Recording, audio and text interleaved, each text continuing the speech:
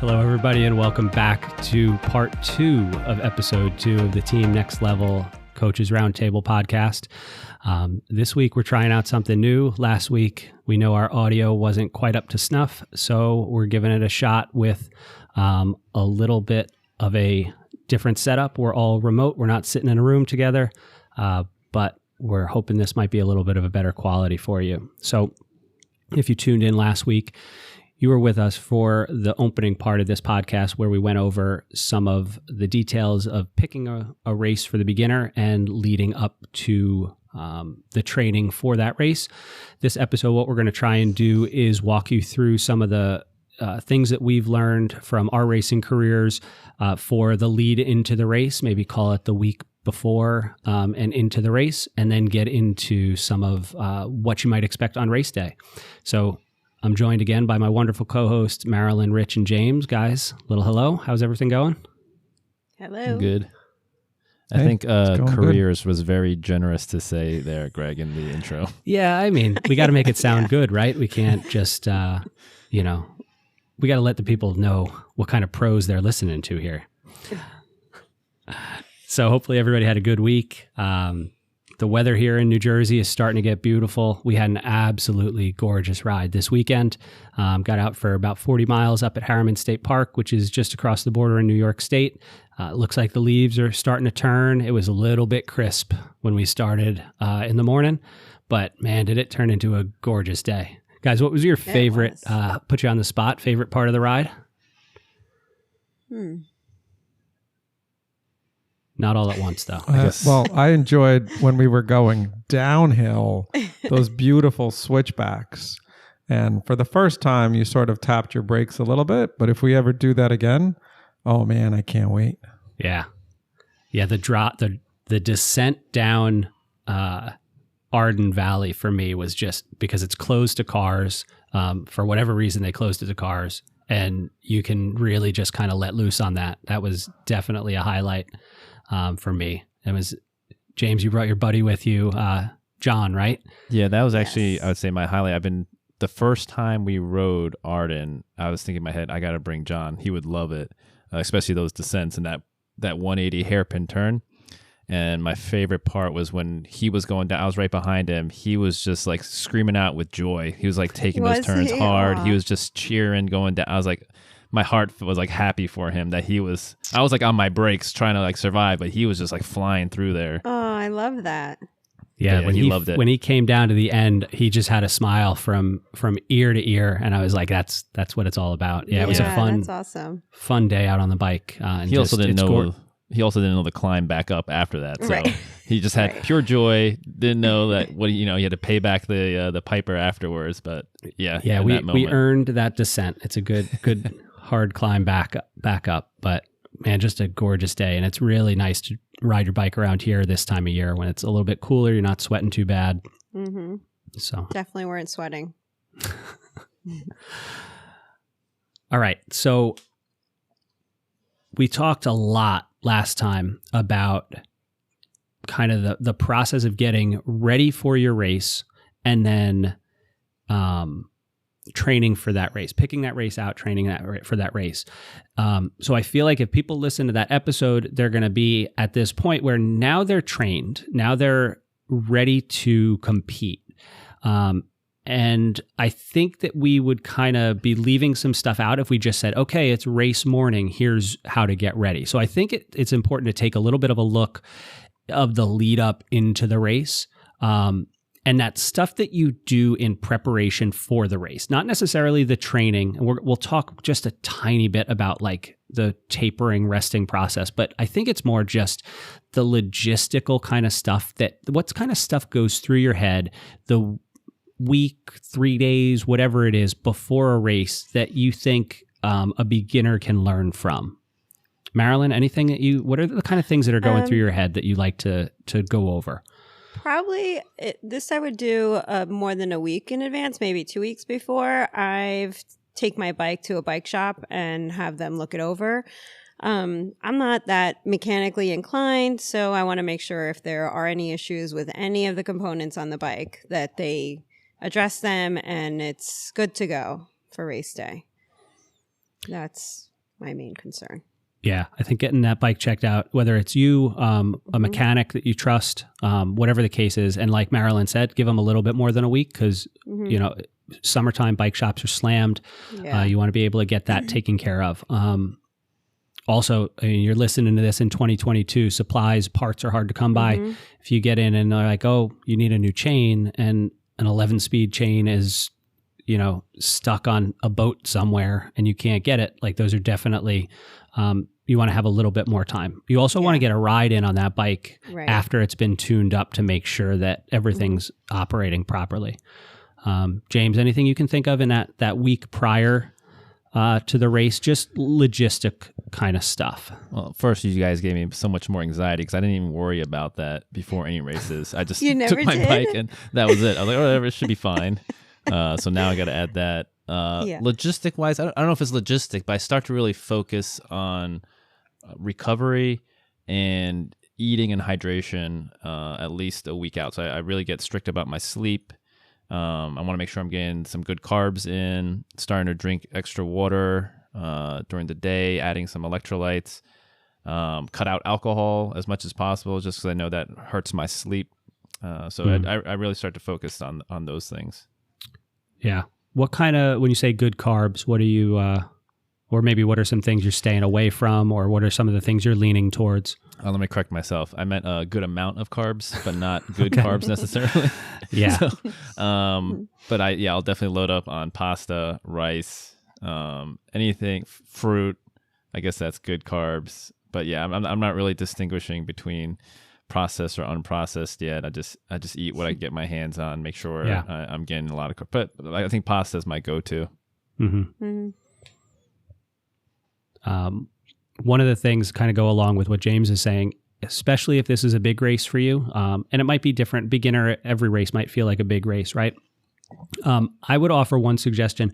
Don't get on a scale the 3 or 4 days before a race. You should put on a little bit of weight in the days leading up to a race, and that is literally nothing more than topping off your glycogen stores and retaining some water. That is, you know, good weight to be carrying. That is stuff that's going to help get you through race day. And if you get on a scale and you see the numbers creeping up, people have a tendency to kind of be like, oh, maybe I should cut back. You should not. So just don't get on a scale. Rich, what do you got? Anything that you think about race? I roomed with you for Muscle Man this year, and you go through a lot of thought processes in your race prep. So why don't you unleash on the public and let them know what you think about? That's interesting. I don't know if we have enough time, do we? Yeah. I will say that leading up to a race, you actually don't want to do anything new. Don't buy a new pair of shoes. Don't get a new bike. Don't, try a new chamois cream. Actually, before a race, you want to stick to what you've been doing. What's been working, don't change it. Having said that, go ahead and try on your race kit if you haven't done a ride in it. Whatever you're going to use in the race, hopefully you've practiced with it and you've done that for about a month before the race. Otherwise, give it a try. So if you're going to put on carbon shoes, hopefully you've already done that, right? And as we've said already, if your bike's been tuned, go on a ride. So, but otherwise, I try not to change things up. I know people have different opinions, but it's what works for you. And some people like to carbo load. Some people like to do other things. I try to think that whatever prep I've done already, I can't cram any more in. So just keep it the same. Yeah, I think those are good points, especially about like pre-riding, like use your kit. As you can see, James is ready for his ride in his kit. We got, I don't know did anybody else have the issue with the tri kit that we had 2 seasons ago with the zipper bite on your chest? I think I'm the only one. James, did you? I didn't. No, because I had the crop top, not the one piece. Right. I think it was a one piece that's problem. right. So was it only people in the one piece that? No, okay, I have a one piece and you didn't get it. Nope. Yeah. So every time I use that kit, I get like a I don't know what you even want to call it. It's not a blister. It like cuts me right where the zipper is. And even if I like open the zipper, I get it further down. Like when we did Wyckoff this year, I did it in that kit and I got 2 or 3 little cuts right on my chest. And that's something that like I knew about. But if it happened, like there was nothing I could do about it. The new kits hadn't come in yet and I just had to deal. One thing that I think is important that Rich mentioned, if you're going to swim in a wetsuit, even if you don't have access to open water in the time leading up to it, or you haven't gotten in open water, if you're going to wear a wetsuit, you need to practice with that. Just the constrictive nature of that suit sometimes can make you feel a little uncomfortable. And I think that knowing what you're getting into is important, and knowing how to get out of it also. Mm-hmm. Working through some of that transition stuff is important. So those are the kind of things you can do in the lead up to the race. Sometimes you're trying to rest physically and you're doing a little bit less training. You can take that time that you're saving by not training and put it into prepping for the race with those kind of logistic type of things. Anything else you guys got for kind of the lead up to the race? If you have the opportunity. Oh, sorry. I was going to say, if you have the opportunity and you're near the race course, go over it. Even if you have a chance to run it or bike it or swim it, your body will feel way more comfortable come race day and you won't have those butterflies. Or if you do have them, they'll be much less effective for you because you've already done it. I'm a big proponent of practicing for that race if you can. And so if the race is nearby or you can practice what's going to happen that day, you should try to do that. James, what were you going to say? I was going to say, I've been spoiled by you as my coach because I don't usually pay attention to it, but you're really good at kind of breaking down the course, letting me know like what the elevations are going to look like, or where all the aid stations are, and planning my run and my intervals and everything around that. Because I usually don't even think about it. But you pointed out for me, so then it's like, okay, I know I'm going to be okay here and there, and plan for this. Know that there's going to be hills here. So it's.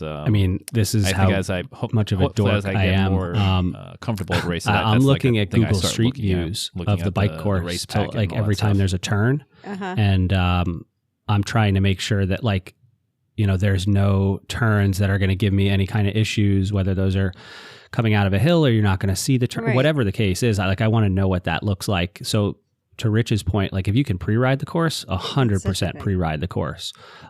If you can't, then, Google it, take a look at it. I go on Strava and try and figure out, if there's a climb, I can get an idea of at least what kind of speed and power it might take to get up that climb based on what Strava numbers look like and stuff. So there's a lot of ways, and sometimes you can get over the top with that, but if you use it kind of constructively, I think it's helpful. Mm-hmm. Agree. Rich, anything to add? I think that's perfect. As the race gets closer, you should have a race day plan, and going over that a few times before the race helps.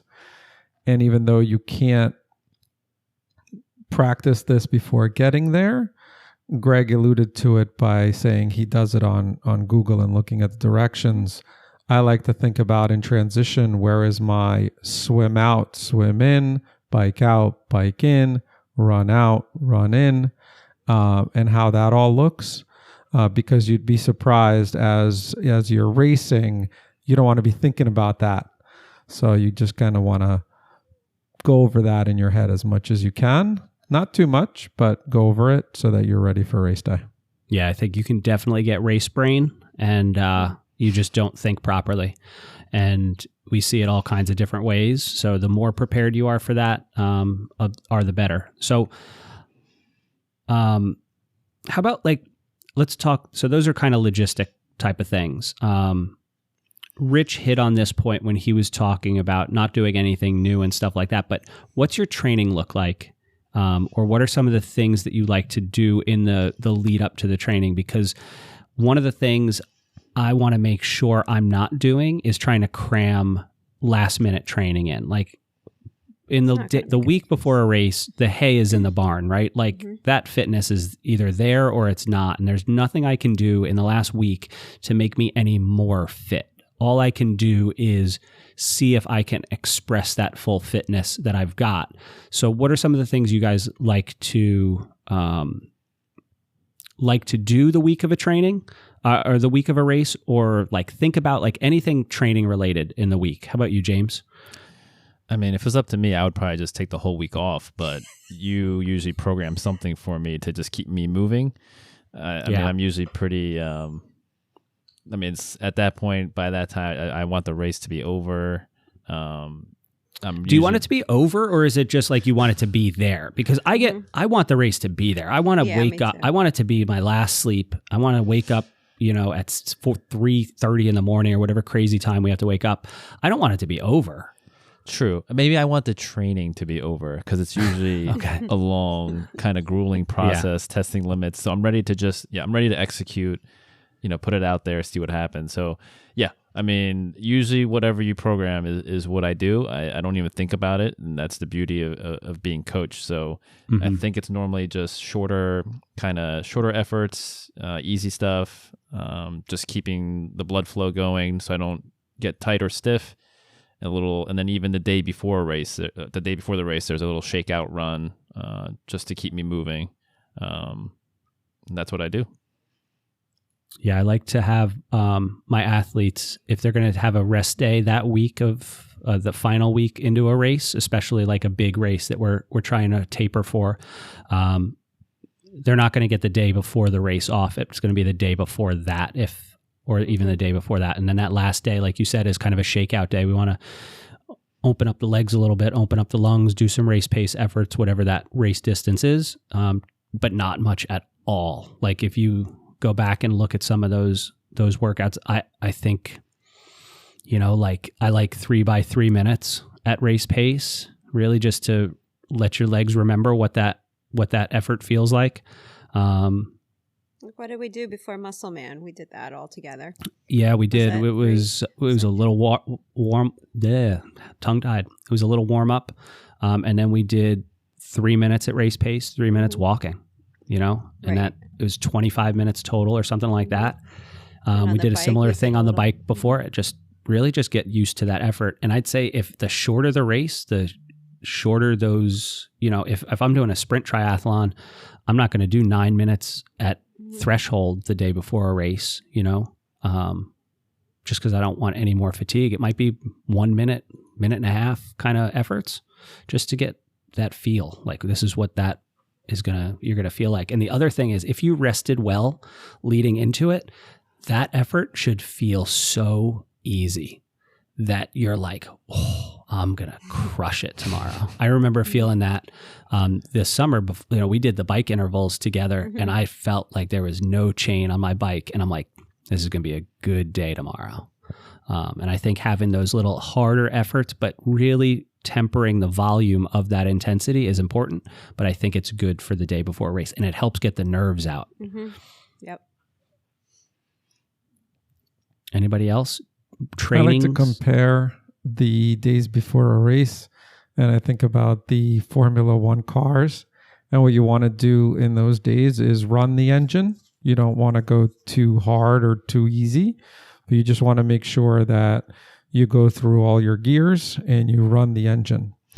Actually, for myself and some other athletes out there, I don't taper too much before a race. I've tried both ways. I've tried like tapering all the way down so that I'm really fully rested and have all the fuel in the tank for the race day.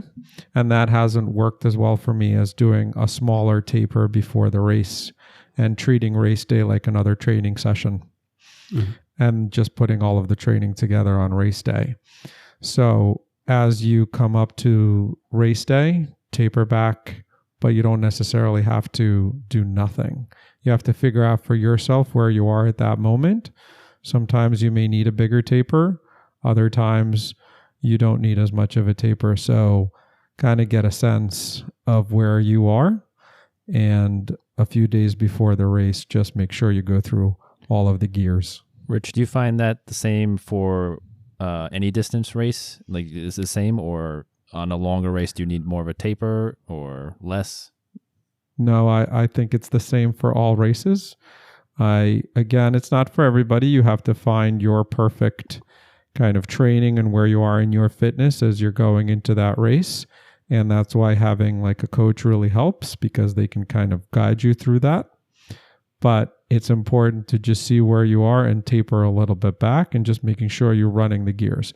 So if I use a little bit of technical terms, you don't want to go into super intense zones or have like VO2 max workouts.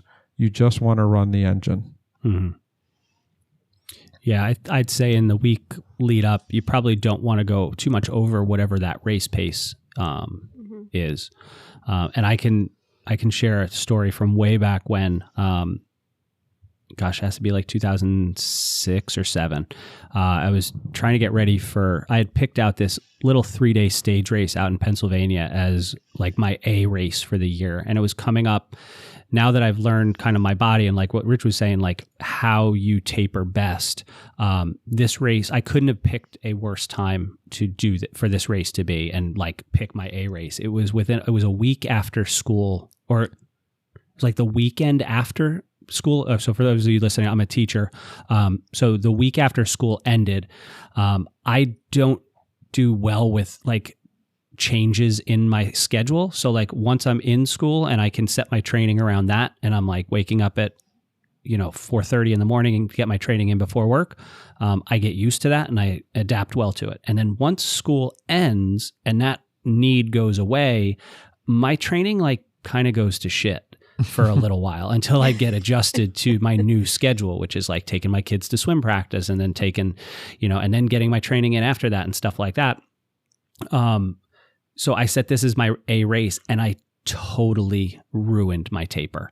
I rested so much. My sleep schedule got completely screwed up. I was up till 1 o'clock, 2 o'clock in the morning. I didn't have kids at this point. Like I had no reason to be going to bed other than this race to rest for and do my training. And it was like, took an extra day off here and didn't sleep well. And I went into that race and just threw up all over myself. Like I put up some of the worst numbers I've ever put up. My training had been going so good until the school year ended. And then I just screwed up taper. And that was all on me because I just didn't do enough. And then other stuff, like not sleeping well and stuff like that. But I really just didn't train enough because I couldn't, the motivation, like it was just a hot mess. So you do have to find out what works for you. The kind of bigger your base is, if we want to talk in training peak terms, the higher your CTL is, the higher they call it fitness, the typically longer you're going to need to rest, because you have more kind of built up chronic fatigue at that point, that you need to come down off of. If you have a small base and you've only been training for a couple of weeks, it might be a day or two easy. Then you're good. You're going to be as fresh as you're going to be if you were to take 3, 4, 5 days really light. So you do have to learn for yourself, but I would suggest just take it real easy. Get your daily training in. If you've been training 5 days a week, keep training 5 days a week. Maybe an extra day off each week in the lead up, but generally keep it the same. Just really dial back the intensity. Anybody else have anything to add to that? I think we haven't talked about planning your nutrition for the race, which I think for longer races, it's good to write it all down, what you're going to need, how much you're going to take, when. And definitely practice it beforehand. That kind of goes, definitely. You shouldn't, Rich and Marilyn have both hit on this. You can't change it on race day. I wouldn't even switch up brands of stuff I'm using. Right. That's something you should have been practicing for, a month at least before. Yeah. Right? Or longer even. You can sort of get away with some things on shorter races, sprint and Olympic maybe. Mm-hmm. Mm-hmm. But one of the things I always do before the longer races is take a look at the nutrition they're going to be providing at the race, in case they do provide stuff that I use and I can get it from the aid stations. Mm-hmm. And I seriously think about whether I just want to have my own nutrition, because that's what I've been using. Yeah. Yeah. So I think if let's spend a minute or two. Let's do this very quickly. But in a sprint triathlon, what kind of nutrition are you doing? How much or what kind? Whatever. Like, what's your setup look like? Like, Marilyn, walk through. We did Wyckoff this year. What'd that look like for you? I'll have a gel before the swim, about 10 minutes before when I'm lining up. On the bike, I think I had 2 gels maybe. Wow. I tend to take it a lot, I think, more than some people, like James. Because I just don't know. Yeah. And then on the run, I think I had a gel. Wow. Okay. Yeah.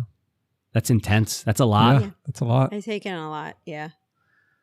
My race day for sprint, if you include the pre-races, I'll have something, whatever I'm having in general before our race. It might be a gel or it might be a peanut butter sandwich. And that's it. That's pretty much it. I think that the sprint race, you just kind of go as hard as you can for as long as you can.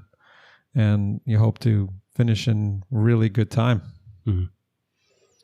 Yeah, I'm going to go with a gel while I'm waiting for the swim to start. I mean, I'm going to do a breakfast beforehand, 2 or 3 hours ahead of time. I'm going to do something simple like a bagel or maybe some overnight oats or something like that.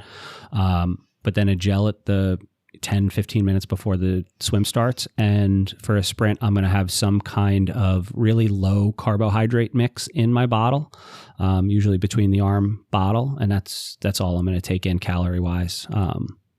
And then I'll probably just grab water and drink / throw over my head, whatever, on the run. So that's kind of my sprint plan. I'm trying to remember. There's 2 versions of me. So this year at sprint, there's the one that's coached by Greg. Yeah. So and like then there's James. Coach Greg for the sprint. I'm pretty sure I had a breakfast. I had oatmeal, probably oatmeal, coffee. Then right before the swim, a gel. I think I had 2 more gels for the rest of the race. I think I did a gel coming out of bike transition and then maybe a gel right before the run. And then probably just hydration on the bike a little bit. That was it. Before, as Coach B, I probably would have just had breakfast and that probably would have been it.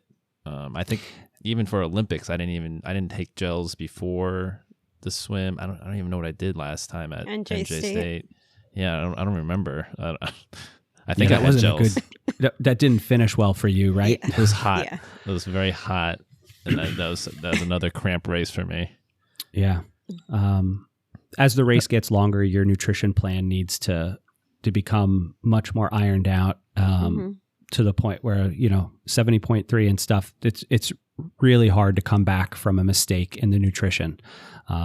This episode is more for the beginner, but like, to go from where I was in a sprint where I'm taking in, if I take in 150 calories, I'd be surprised if you added it all up and, maybe 10 ounces of water, 15 ounces, maybe, to a 70.3 where I'm trying to take in 100 grams of carbs an hour. So that's 400 calories per hour, a little bit higher on the bike, a little bit lower on the run. That's a pretty big difference. And you can get away with a lot in the sprint, like Rich said, but once the distances start getting up and once you go through your glycogen stores, which for an average adult is about close to 2,000 calories. Once you burn through that, nutrition, it becomes very, very important. So, but like Marilyn was saying, like, get it figured out. No matter the distance of the race you're doing, that needs to be figured out ahead of time. Rich gave a great idea. Find out what's going to be offered on the race course and train with that. Our teammate Henry just ran the Chicago Marathon in a absolutely phenomenal best PB time. But they had Gatorade. I want to say it might have just been regular Gatorade. No, maybe it was Gatorade Endurance. But he knew the flavor, and for the whole lead up, that's all he drank on all of his stuff. Smart. Like he brought his gels and he knew how many he could carry, but then he supplemented, he got his gut used to drinking that so that he wouldn't have to worry about it. He knew, like, I'm okay with whatever is on the course because I've used it for training. So that's a big feather in your cap if you can do that. And it just takes 5 minutes on the internet to look it up and figure it out. Mm-hmm. Maybe someone wants to chime in to the beginner about why it's important to get used to what you're going to eat and what could happen. Sure. Go ahead. Marilyn, you look Me? like you. No. Yeah, sure. Yeah, she's A had lot diarrhea could on the course happen. before. What'd you say? I'm going to mark that one Stop for. it. Yeah. You want me to? You go ahead, Greg. I always have plenty to say about everything. Yeah. Yeah. I think So we can do a whole episode on nutrition. I think We we could probably absolutely- will. Could. yeah, I could I'm talk sure we forever will. on it. So there are certain limits as to how much carbohydrate you can take in. They're governed by the number of glucose and fructose transporters in the gut of your intestines. And to some extent, they are hardwired where you can't really go over a certain number. And others are trainable. And I was just listening to a podcast today with a pro cyclist who had raced the Tour de France, and he was taking in 160 grams of Oh my carbs an God. hour during the breakaways when he was in the Tour de France. So he was drinking 2 bottles of Morton 320 per hour as he's riding the Tour de France. If any one of us did this, like explosive diarrhea or It would be vomiting, pretty- like that's Yes. all that your gut cannot handle that unless you practice. And he was saying like he started at 80 or whatever, and then slowly over the course of like seasons upped it to the point where he can take in that amount. So you've also got flavors, like people's flavors change or tastes change with different flavors. Like, something I'm not stomaching certain types of gels and stuff just because the flavor doesn't sit with me. And you have to try it warm. You have to try it like when it's been sitting in that bottle for 3 or 4 hours. Like all that stuff is stuff that, you don't want to find out on race day that it doesn't work for you. And you're racing for a long time. So hour 1, it might be fine. But by Right. hour 3 and 4, it's making you want to gag. Right. If you are doing some of the longer races, I've found switching up flavors is really good way to kind of combat that palate fatigue that you might get from doing the same thing over and over again. But yeah, train it. We always think about training our body, training our legs, training our lungs and stuff like that. We don't think about training the nutrition side of things or training the recovery side of things or whatever. Like you have to train all the aspects of this sport. So good advice all around, guys, for that one. All right, so now we're at race day. We've got our nutrition figured out. What's next? Like let's just kind of go through like some of the key things on race day. You show up. What are some of the tips for that newbie who hasn't been to a race before that you think would be valuable to them? We don't have to go through the whole like what to expect on each aspect of things, but just like good, I don't want to say life lessons, but you know what I mean? Make a No. list. Make a list of everything you're going to need at that race. Have it ready the night before. Mm-hmm. Pack everything so that you're not thinking about it. And then if you have your packet, and put that on your run belt, put it on your bike. If you don't have it, you're going to pick it up race morning. So having a list of what you're going to need at the race and some like extra things like electrical tape or zip ties, and pack it all and then get to the race knowing that you have everything there for you. Yeah. I think to know where your bike is. I ran past my bike. Oh, at yeah, at Muscle the Man. race. Yeah. Just walk it even a couple times. Count how many bike racks you have to pass and know where it is. Because in the spur of the moment when you're running back to your bike, it's so easy to not know where it is. Yeah, I always like to walk, kind of do a dry run when you get there and you get set up. Once you get your transition area set up, walk from the swim in to your bike, look for those landmarks, whether it's, you count the racks or turn at the porta potty, like whatever it is, there's always going to be some kind of landmark that you can find to help you find your bike. That's a good one. Some people use balloons. I've seen. I don't know where they. Yeah, I They don't feel like allow I've it, I seen think. some places don't let balloons anymore. Yeah. And I don't know why, but maybe there was 3,000 balloons and hanging. It's hard to hanging on navigate around. those balloons. Yeah. Mhm. One thing, and I don't know why this is a pet peeve. It's not a pet peeve. I just look at it and I'm like, what are you thinking? People who carry all their crap in a 5-gallon like bucket. Have you seen this? Yes. I Yes. have, but I've also used that 5-gallon bucket as my landmark. Oh, I used to like you, Marilyn. Ooh. I would never use one, but it was my landmark. Oh, really? So you didn't Yeah. carry your stuff in it? You just brought a bucket no, with you? No, I didn't. Somebody else had it, and I thought it was great because that was my landmark. That was your 'Cause okay. I got you. Yeah.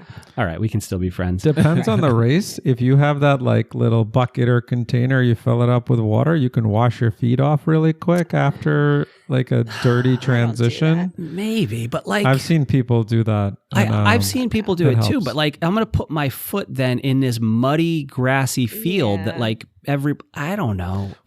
Well, what I've seen is people have like little foldable little chairs. So they sit down, they wash their feet, they you dry their kidding me? feet, they Harvey, put I- on Is socks. this like out in the Hamptons It's or a something? Where is this race. race? It's the one I did with the Iron Cowboy. Ooh, no, there's definitely no bucket. Maybe Oh, he might be no like he might be buckets. using a bucket as a toilet, but I don't know. Not to wash his feet. I'm like I don't think know. he was using a bucket as a toilet. You got to get in and out of transition. Like Right. you don't sit down in a chair and put your feet in a bucket and get a there's- pedicure. Like There's a I- sense of I didn't say I urgency. did it. I just said I saw people. you said the do it. Iron Cowboy did it. Like shots fired, man. He's gonna come No. after you. I didn't see him do it either. But I do know people that after the swim have Yeah. sat down and, washed off their feet. Sometimes I will actually, depending on how the transition goes, I've been in some muddy ones, take a water bottle and spray my feet and then wash squirt it your off feet a off? little bit. Okay. Yeah, I have done So that. you can also have a towel there that you're stepping on. Yeah, I always bring a towel, and I have that Yeah. towel laid out, so I step on that while I'm putting my bike helmet on, and if I'm putting socks on and stuff like that. But I just never understood the bucket. It seemed like such a, I don't know. You guys have those cool Zoot bags. I need to. If I bring It's another the bag best home, bag. though, yeah, It's the best It has a bag list ever. built in. So going back to that list of Does everything it? you need. Does Yeah, it? on the Yep. inside flap, it has for every segment of the race a list of things to have ready, and then to put. Do in we know the transition. official name of this bag? We'll put a We can link put in a the show link to notes. Yeah, it is. It's called like the Zoot Race Day bag or something like that. It's a cool looking bag. Yeah, it's awesome. You can Um, fit everything in there. It's Yeah. and it stays organized. It's really a great bag. Did they do custom? I wonder if we could get some custom. Well, you guys all have them now, so So it's the Zoot Ultra Tri Bag. there we They go. have it in canvas gray, and I think they have some other Pink. ones. But I have the best color. That's right, Marilyn. You've got the But so pink if you one. don't have that bag, our team does have a list that goes around that we hand out via social media. Usually, I think with everything that you need. Yeah, we could so put there a could link be to that checklist. too. So a good idea. We'll put that checklist on the website as well. So we'll probably have a resources section for race day so that you could download that list. That list is great. I use it for every race. There are some things on that list that I look at and I'm like, what do you need that for? But It's it's a very complete comprehensive. list. Yeah, it's comprehensive. And you Like know, what? What is on that list that you go, I what feel do like you need that for? weren't zip ties on the list? There are. Yeah. There are And- zip ties on that list. But hmm all right. I mean, I guess it's one of those things when I need it, I'll be like, oh, thank God it was on the list and I brought it. But I can't see the need for a zip tie. I think he has them on there for to attach your gels to the bike. Oh, if you don't okay. have enough, because in the bigger races, you may not Yeah, have yeah. space for them. Okay. Yeah. I've never done that. But I've seen people use like electrical tape around Also. the I've used top electrical tube, tape. and you can like stack them, and then when you rip one off, You rip the top off. you rip the top off with it. But a lot of ways to skin a cat, right? Mhm. Any other? So walk through transition. Make sure you know where your bike is. I would say one thing is give yourself probably double the amount of time you think you're going to need for everything. Like everything just takes longer on race day. If you have to pick up potty lines, could be out of control. Races usually try and have as many porta potties as they can possibly fit on site, but everybody has to go to the bathroom before a race. Try and find something like if you just walk a little bit further away from the main group of porta potties, you can find a little bit less of a line, but give yourself plenty of time to do that. Give yourself plenty of time to put your wetsuit on. Give yourself plenty of time to find parking, and all that stuff just takes longer than you think it's going to do. And you don't want to rush through the morning and be all amped up before your race is even started. Anything else, guys? I know you don't all do this, but I like to take a little jog before just to warm up. James is shaking his head. He's like, nope, no warm up for this guy. We stay away from politics and the warm up discussion. We just don't talk about the warm up discussion. It helps me. Just, I don't know. It helps me chill out. Or maybe it's mental, but I feel better after. Yeah, that's. Can I ask you a question? Is it harder to put your wetsuit on after you get all sweaty? That hasn't happened yet because typically we start so early that it's not that hot. Yeah. And it's a really easy run. I'm not. Yeah. Okay. I haven't had any issues. Okay. Yeah, I like to use the first half of the swim as a warm up. Yes. I was going to add, for me, since I'm terrible at sighting, lately I've been trying to look at the swim course and then try to pick bigger landmarks instead of the buoys to see where I'm going to aim for. So if I see the swim go straight out, what's on that other side of the lake or whatever body of water that I can look for that's like a huge landmark, because I can't see anything while I'm in the water. So I started to try to do that. And then what am I going to swim towards on the way back? Is there a big inflatable or some marker that I can follow? Because again, once I'm in the water, I feel like there's just so much chaos. I have no idea. I lose everything. Yeah, and I don't think that's just you being bad at sighting. I mean, that might be part of it, but like if you have some big thing that you could hone in on, then you don't have to sight as often, and you don't have to take as big of a look up. Like, I mean, I'm a hell of a lot faster swimming if all I got to do is lift up my eyes just a tiny little bit out of the water because I'm looking for something huge in front of me versus trying to like look around for a buoy. Like, I'm not going to, it's just going to be faster to do what you're saying, and it's much more efficient, and I just quick little peaks and it becomes almost part of your breathing. So, that's a great idea. Look for those kind of landmarks, the type of things you're going to look at. I don't know about you guys, I always have a couple of different pairs of goggles with me, and based on what the sun conditions are looking like, if I'm going to swim into the sun, I definitely want to have a pair of mirrored goggles. If it's kind of an overcast day and there's not too much sun, I might go with something clear or like blue or something like that. But that's the kind of stuff to think about. And if you give yourself enough time on race morning, you can think about that stuff where you're not rushing and trying to get into the porta potty one last time and, figure out where you're supposed to put your bike or where you're getting your number. Like you have time to just chill out and think about all those kind of details, before the gun goes off. This is where it's great to have teammates too, because someone else with more experience will be able to help you, calm you down, point you in the right direction. I think if I had done any of these races by myself, it would have been much more overwhelming, just trying to get set up and just the nerves and everything. But being together as a group, really helped a lot. So yeah, this shameless plug: join a triathlon team. Ours, preferably.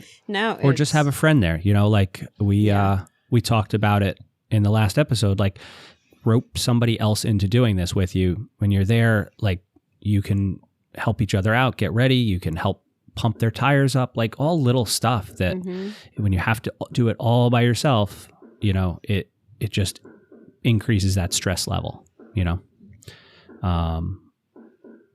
but I think like all these things, right? One thing that I want to focus on is like your first race, like this is for beginners, right? So your first race should definitely be about just soaking up that experience. Like it's an enjoyable thing. Like, yes, you're going to suffer when you push your body to its limit, but enjoy that. Like, embrace, what's his name? Nick Bear is kind of a YouTube, Instagram personality. He owns a supplement company down in Austin, Texas. And he when he did his first Ironman, his mantra was like, embrace the suck. Like, it's gonna suck. Like, we put our body through these things, just embrace it. Like, that's what you're there for. Enjoy it. So be present. I like the fact that it starts out on a swim. At least for me, I can actually be thinking about, like, I get to do this. I want to do this, and I can just enjoy it and be present in that moment for every aspect of it. And that's important as you go through the race. Yeah, absolutely. Anybody else? Things on, I kind of got to the end of it, but things on race day that you think a beginner could learn from that are important? Don't overbike. I think we haven't covered. Yeah. Take it easy on the bike. Yes. Save something for the run. Yes. You'll be Hydrate. fine. You've trained. Be fine. Mm-hmm. You've done the work. You'll be fine. And then just to kind of wrap things up here, afterwards, the race is over. Where do you go after that? Because I think there's like, I can tell you when we were all together this summer for Muscle Man, like that was we keep talking about Muscle Man. It's the first, like we brought a ton of people up there and it was just an absolute blast. So we're going to probably talk about it every chance we can get. But like, I mean, and I think this happens after almost every race is you kind of get amped up for the next one, like as soon as it's over. I think that's personal to the individual, because I like to actually not think about the race after I'm done with it for a little while. Yeah. I take, I don't know what it is, 24 to 48 hour period and just kind of. How the hell do you really Not do think that? about it. Do you? I've never met anyone. Okay, that's so done let's that. dig And into this a then, little bit. The after mental 48 game of hours. Rich. How do you actually not think about it for 24 hours? Because I'm gonna almost call BS on that. So I want to talk to everybody who'll listen. okay. So I write down or just make mental notes of the things that were executed to plan and the things that didn't go to plan and the things that I could control and the things that I couldn't control. And I don't answer the question of how did I do or how did that race go until 24 to 48 hours, because it's too much at that time to take everything that happened in that race, especially for longer races. Okay, I like that. I like the way you put that. Go ahead. I'm sorry I interrupted you. Absolutely right. Like, so if the race, for lack of a better word, sucked, it was horrible, you'll be surprised that, you think you totally bombed everything on that race. You go back to that note. Okay, what went wrong? What went right? How did I do here? How did I do there? And kind of make mental notes, and then don't think about it, or just kind of feel horrible for 24 hours, but try not to go over the race in your head over and over. And then after 24 hours, okay, that race went like this because, and then you rewind those mental notes and you put down either again on paper or mental notes, the lessons from it, talk to your coach, talk to your group, and you say, okay, my next race or whatever it is that you're going to do next, here's what I can take away from the race I just did. And then here's what I plan on doing going forward. So yeah, I almost every time have the wrong, and it's not the right word, but have the wrong feeling right after that race for whatever reason. And I can use, if I may, throw Ironman a little bit under the bus, the Atlantic City race that we did. I guess it would be 2 years ago or close to that now. Mm-hmm. And the swim of that race, and I sliced my toe stepping off into that water, and the way the swim went and everything. Yeah, after the race, it was just like felt horrible. But I made the mental notes of what went right on the bike compared to how I planned that bike, and what went right on the run compared to how I planned that run, and the lessons learned. And then I said, I'm not going to think about that race for 24 to 48 hours. And I came back 48 hours later. I looked at my swim time. I didn't look at my swim time before that. I was like, oh, well, it's comparable to everyone else. So even though I thought it was the worst experience ever because of how the swim was, and you guys can all tell that story, I decided not to let that be the experience of the race until a day or two later. Wow, that was deep, man. It was It's impressive. very deep. Yeah, I don't have the mental fortitude, I guess, to hold back as much as you do. So let me ask you a question. So you write down these, or you have this kind of mental checklist. Are you in the 24 hours post race? Because there's almost like this, like, I don't know, for me, I'm like, I'm in a different mindset post race. Like it's a totally different feeling. Almost no matter how the race went, it's just like I feel different than I normally do. So you have this mental checklist. Are you almost spending the next 24 hours compiling the answers to those questions? Like what things went well? What, like, are you thinking about little bits of it, or are you just like zoning out on the race experience for 24 hours and letting your hormone levels or whatever, the adrenaline, come back to normal? Go ahead. So that the way I think about it is, oftentimes when making a big decision, you just are ready to make it and you go ahead and you make that decision. But studies have found that if you sleep on that decision and you come back to it the next day, you make a much more informed and quote unquote better decision. And so similar to that race, whatever I'm feeling, whatever it is, it's more emotional, and that's fine, than logical. And I want to think about that race in more of like a kind of a robotic and non-emotional state. And that's why I don't think about it for about 24 to 48 hours. And then I come back to it and then I analyze it. Because then kind of the emotions of, wow, that race was so great or amazing, or that sucked. And you kind of take the subjectivity out of it and you look at it objectively. So those emails that come out right after you finish a race to sign up for next year's race don't affect you at all? No. I feel I'm for impressed, me, dude. Because at the end of a race, I either feel that was really hard or that was easy. I felt great. I didn't. And the following day, I'm always like, no, that wasn't that bad. Right. Even if right after I was like, oh, that was so hard. So I don't know if I could do that. But I Yeah, guess so that goes to what Rich is saying, right? Is, Right. You You're know, going you through get your roller out of the coaster. emotional I roller guess. coaster that is the post-race feelings. But I don't know. I kind of like them. No, The feeling you get post-race. So when we were halfway through Muscle Man, the run, I was ready to quit. It was a 2-lap run course, and I was thinking about stopping. I just mentally, I was in a bad spot. I felt better on the second lap, but I crossed the finish line and we all were hanging out eating barbecued chicken. And I'm like, what's the next one? Like, let's effing go. Like it was emotional. I felt great. Like I loved that feeling. Like if I could bottle that up and put it in a pill or whatever, I would 100% use it, you know? But I don't think that you should make your next race decisions based on emotions.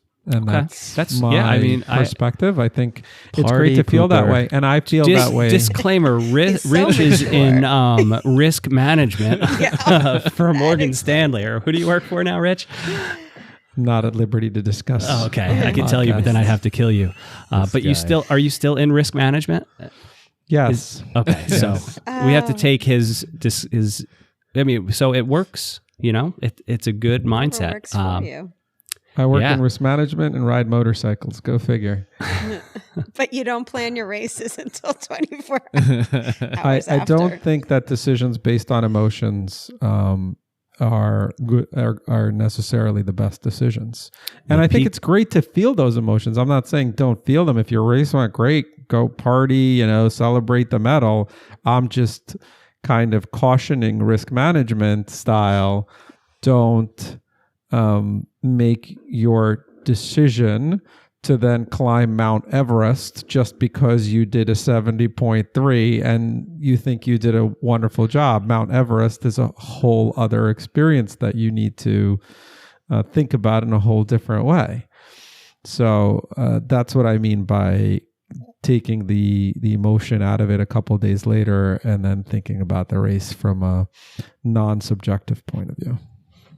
Okay. I like it. That's one of the best well thought out answers I think anybody could have given. Mm-hmm. I'm going to say though, no matter what you do, bask in the glory of that race. Like appreciate whether it's right after you cross the finish line, whether it's when you get home later that day or whether it's 24 hours later, enjoy that feeling of what you've accomplished, no matter what your time is, no matter how well you think it went. Just enjoy. We said this in the last episode, enjoy the process that got you there and appreciate that. You've accomplished something that a lot of other people can't do or don't have the drive and motivation to do. And I think you should appreciate that effort. One of the things I love about Tri is that to me, when I look at people, I see the same level of excitement when someone wins first place sometimes and the same level of excitement of somebody who's like last to finish that race. Mm-hmm. You should absolutely, get excited about what you've done and can do that day, whether you're last or first or in the middle. It doesn't matter. It's just great being out there with everybody. Yeah, everybody's racing for themselves, and you do see that when people come across the line at all different times, and that's an important piece of this. James, you look like you have something to say. I'm just imagining. I think I realize I might be like addicted to the feeling of the finish. It's such a just an overwhelming feeling when you get there because you've put all this training in. It's a culmination of all the hard work, all the time, all the sacrifice you make. And then when you see that finish line in your sights and you've suffered during that race, and then you see that finish line come up, you see the people, the crowd, it's just an incredible feeling. And you cross that line and it's like you just, like you said, you feel like a different person, and you've like cleared some sort of mental hurdle that maybe you thought you couldn't do something. You've done it now, and you've proven something in your mind. So now you can, tackle bigger challenges. So that feeling is like you can only get that from something like this. It's hard to get that in everyday life. I think I chase that feeling. Yeah, and I think you see it no matter what race you're doing. Like I don't think you have to be entered in an Ironman to get that feeling. Like I felt it the first sprint distance race I came across the line. Like that euphoric adrenaline rush that you get is special. And it's got a lot more behind it than just a regular adrenaline rush, And then I kind of wrap up here. We're getting real close to an hour. I think it's important that, and this goes to what Rich said, take what you learned from this race and use it for the next one, right? I guess it's Einstein who said insanity is doing the same thing over and over again and expecting a different result, right? So like you have to figure out what you did well, what you did poorly, what you could have done better, and just use it to fuel that next training cycle, that next race, whatever's coming up down the line for you. Use it to help you out so you get better next time. And this sport is always just about making yourself that little bit better and improving each time you're out, whether it's in a training session or in a race, and then just keep learning and keep getting better. I don't mean to throw us down a rabbit hole, but I think about each race separate from every other race. And I guess the question is, when you have one race that you did in year one and you do that same race in year two, do you compare your results? And I maybe would say to an extent you do, but I think, weather plays a part in it. Whatever equipment you use that year plays a part in it. How fit you were, how stressed you were, what your prep was. So I don't know, do we compare year one race to year two race if it's the same race? It's personal, I feel like. Everyone's different. Like, so personal you don't want to answer, Marilyn? No, personal in the sense that everyone's different. Yeah. Like, I think for some people it's not as important. For other people it is. I don't know.